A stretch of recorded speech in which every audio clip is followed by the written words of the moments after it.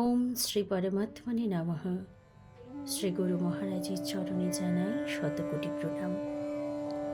আমরা যখন মাতৃগর্ভে থাকি তখন শপথ করে আসি ভগবানের নাম গুণগান করব, কিন্তু ৮৪ চক্রে ফেঁসে গিয়ে সব ভুলে যাই, বুদ্ধি দোষে সব ভুলে যাই।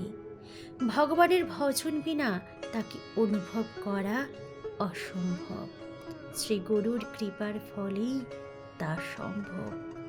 শুরু করছি পরমহংস জ্ঞানানন্দ মহারাজ রচিত গিরিনেছর কাব্যগ্রন্থের অন্তর্গত প্রথম খণ্ডের দীর্ঘই বিভাগের তৃতীয় কবিতা, ঈশ্বর তোমাকে ভজিব বলিয়া। ঈশ্বর তোমাকে ভজিব বলিয়া এসে এ জীব জগৎ ৮৪ চক্রে কেমন গিয়াছে ভেসে। দেখেও দেখিতে পায় না তোমাকে, শুনেও শোনে না কানে, বুঝেও বুঝিতে পারে না অবুঝ, বেদনা জাগে না প্রাণে।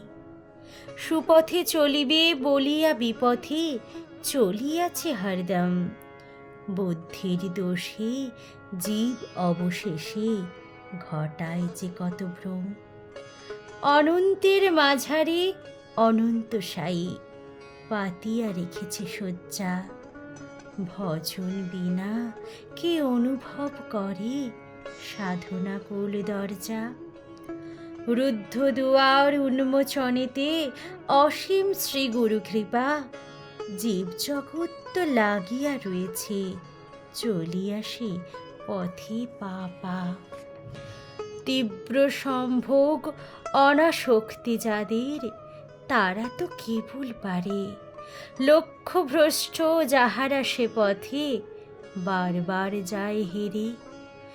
আপনার পথ আপনি ধরিয়া করুণা প্রার্থী হই, জীবনের পথে মোক্ষ চাহিয়া ধন্য করতা দিয়ে। হরি ওম তৎসৎ।